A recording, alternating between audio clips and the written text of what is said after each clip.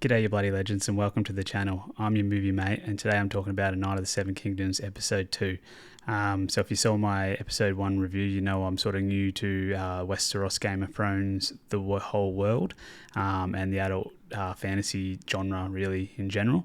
So far, yeah, really enjoying it. One thing I probably didn't touch on in the last review that really stood out to me in both these episodes is sort of the tone. The tone I find quite interesting. It's a little bit jarring, mostly because I feel like all the actors and the way it's filmed, the whole tone of the show is a bit jarring when it comes to it's played very straight, but I feel like the editing is kind of taking the piss a little bit, which I don't mind, but it is a little bit, it feels like almost like an editing choice rather than that's the way it was meant to be, but I don't mind that.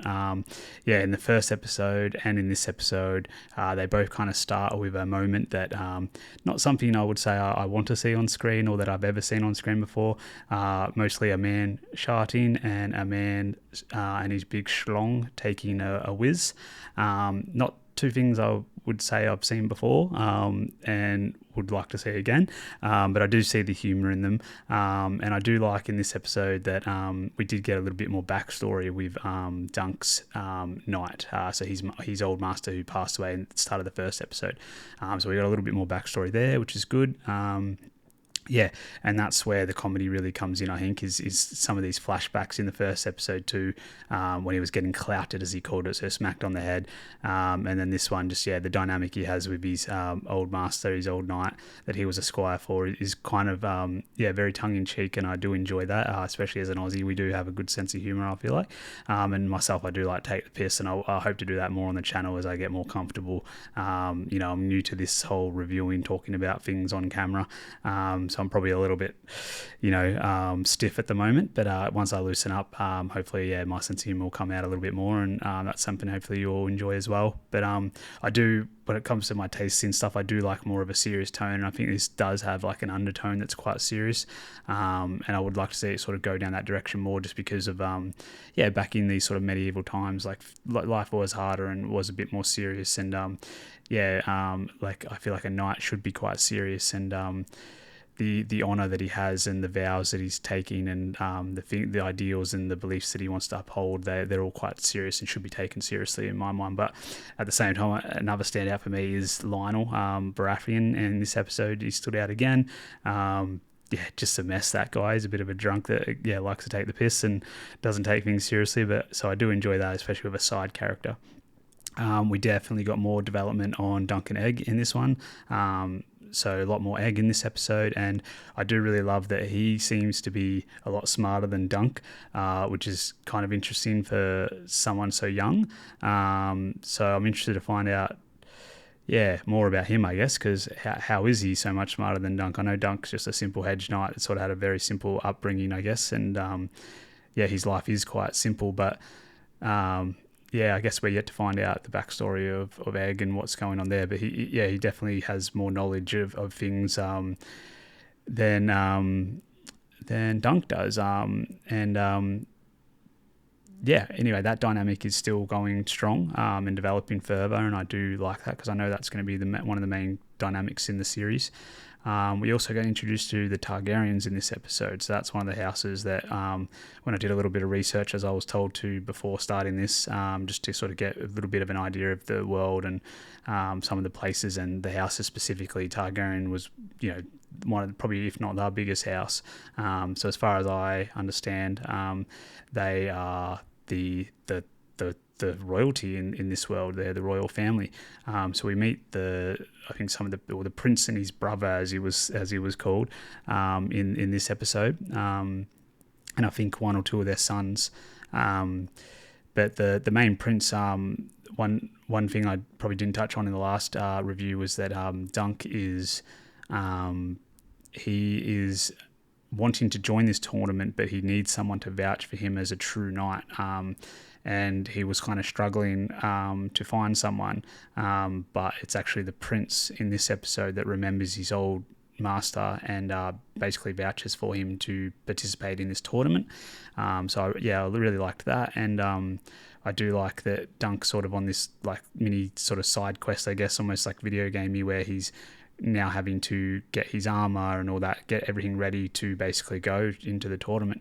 And through one of those side quests, I guess he meets what I believe will probably end up being the love interest, just based on how smitten he is with her. I can't remember her name, but there's a character. She basically like works in sort of some sort of puppet show, and he has some awkward scenes with her, or one specific awkward scene where he asks her to paint his shield, because the prince pointed out that he wasn't blood of his old knight, his old master, he must now have his own like house sigil, I guess, his own arms, I think it was called, something like that. Anyway, so he needs to get that, and so they sort of came up with something on the fly, and it looks like she's going to help him with that.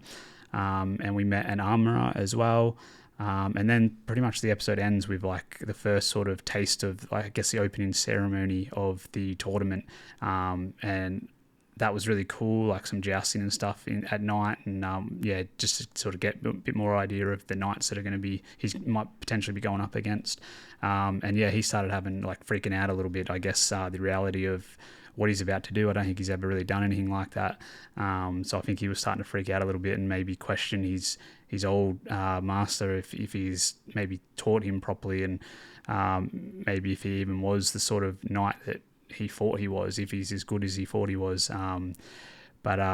His closing line, I can't remember the exact quote, but he has a great line where he basically, he has these doubts, but it's not going to stop him, like he's going to go in there. So really looking forward to the next episode, because that's kind of like where we left it, and I feel like we're maybe going to get our first test in the next episode, hopefully. First taste of him in the tournament maybe. So that's going to be really interesting. I'm really looking forward to that. Everything again is top notch when it comes to production design, costuming, hair, makeup, cinematography, music. The writing is very simple. The story is very simple, straightforward. So is the character. The music highlights that as well. And I'm just really enjoying sort of the vibe. I wouldn't say this one moved the needle for me too much more. I'd probably say this one's also maybe a 7 out of a 10. But I do believe that is probably going to go up as we get into sort of more of the story, maybe more of the action, etc.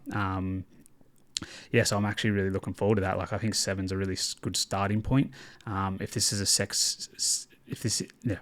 6 episode season with 30-minute episodes, then I guess we're like basically at the end of the first act now in a traditional 3-act structure, and I feel like this is very traditional storytelling, so it's probably going to follow that. So I feel like potentially something will happen next episode that'll sort of push the story where it's going to basically go for the rest of the season. So I'm looking forward to delving into the next episode. As I have been recording all these, the first 4 episodes are out, so I'm going to jump straight into the next 2 now. So by the time the 5th one comes out, which is only in like a day or 2, I will be able to watch that with everyone and share that on the channel too. So if you're interested in following my journey into this new sort of fandom, this new genre, please, feel free to subscribe and follow along. I'm going to be putting up videos minimum weekly, as many as I can, hopefully daily, following on my journey on this. I feel like I'm definitely going to continue with this whole series. Like, I'm 2 episodes in, only 4 left. Can't see why I wouldn't want to at this point. If all goes well, if I really like this, then I definitely want to get into the bigger series in Game of Thrones and House of the Dragon. So I'll definitely be covering them on this channel as well, and potentially maybe even delve into some of the other media, specifically the books, and sort of enhance my knowledge of the world and the lore, and some of these houses and places, and because I know this is a very contained story compared to those other ones.